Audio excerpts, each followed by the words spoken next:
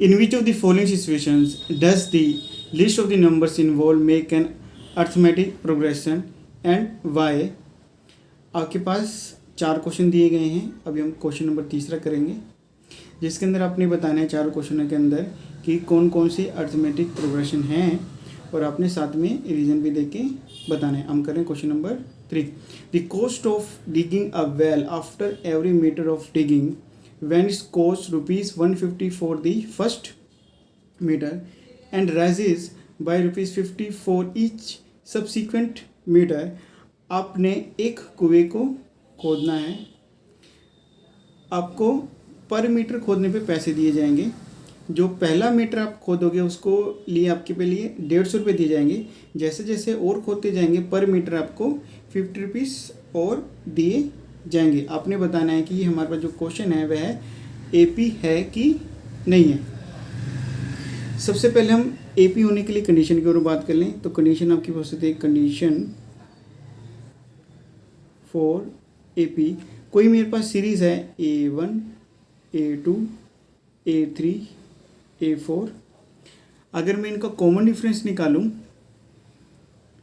आपके पास आएगा D1 = A2 - A1, D2 = A3 - A2, D3 = A4 - A3। सभी का कॉमन डिफरेंस आपके पास सेम होना चाहिए। D1 = D2 = D3 = DK। सभी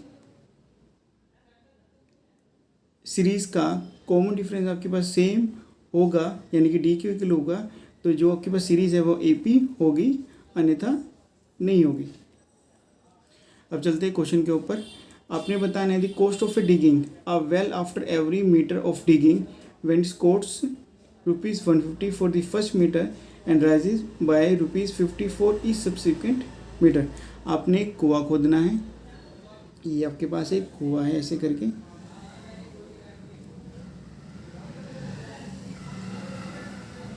जब मैं फर्स्ट मीटर इसको खोदता हूँ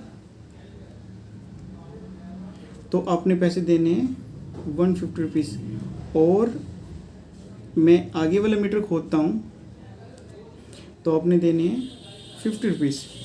यानी कि जैसे जैसे मैं आगे खोदता जाऊँगा तो पर मीटर मुझे आपको 50 रुपीज़ देने हैं ईच सब्सिक्वेंट मीटर। लेकिन फर्स्ट के लिए आपने कितने देने, 150 देने। आगे जितने जितने मैं खोदता चला जाऊंगा वहाँ मुझे 50 रुपये देने हैं।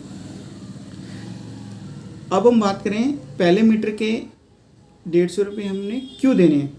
जैसे आप इस वेल को खोदोगे तो ये हो सके ये पूरा का पूरा आपके जो फर्स्ट मीटर है वह रोड के ऊपर हो, इस पर आपके पास क्या हो, पत्थर हो या सीमेंटेड रोड बनी हो, तो इसलिए यहाँ पर ज़्यादा पैसे रखे जाते हैं। और नीचे जैसे मैं उसको खोदता चला जाऊँगा वहाँ मुझे क्या मिलेगी, मिट्टी मिलेगी। तो इसके लिए जैसे जैसे मैं नीचे जाता जाऊँगा उसके लिए मेरे को एक समान पैसा मुझे मिलेगा। ऐसे आप खोदते चले जाएंगे वैसे वैसे आपको पैसे बढ़ते ही चले जाएंगे। अब आपने बताना है ये क्वेश्चन एपी है कि नहीं है।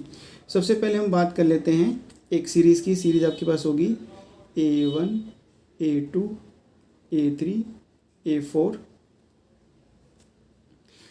A1 आपके पास होगा 150, A2 आपके पास होगा 150 + 50 यानी कि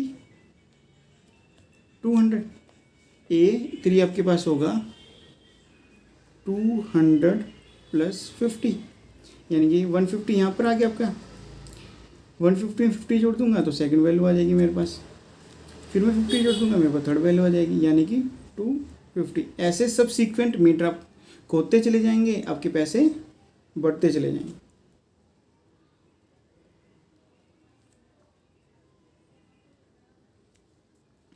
अब मुझे इस सीरीज़ को लिख लेना है, यानी कि 150 200 250 300। आपके पास एक सीरीज़ बन के तैयार हो गई है।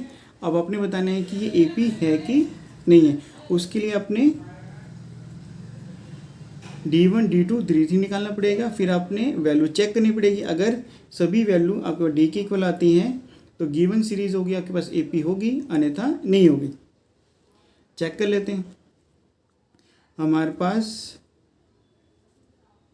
D1 निकालना है, वो आपके पास होता है A2 माइनस A1। A2 आपके पास है 200, A1 आपके पास है 150, माइनस करेंगे तो आपके पास है 50। फिर आपने D2 निकालना है, D2 आपके पास होगा A3 माइनस A2। A3 आपके पास है 250, A2 आपके पास है 200, माइनस करेंगे तो आपके पास आएगा 50। फिर आपने निकालना है D3।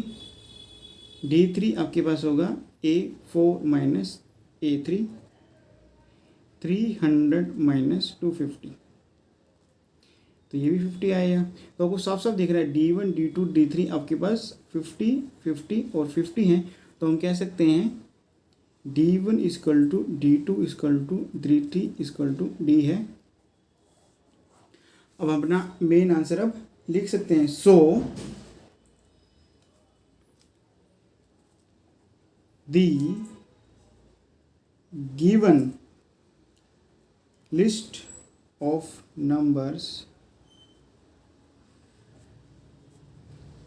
forms an AP with the common difference D equal to 50। यही है आपका आंसर। अब हम यहाँ पर जो सीरीज़ थी गिवन, अब यहाँ पर हम लिख सकते हैं कि ये अब हमारे पास एक AP की सीरीज़ है।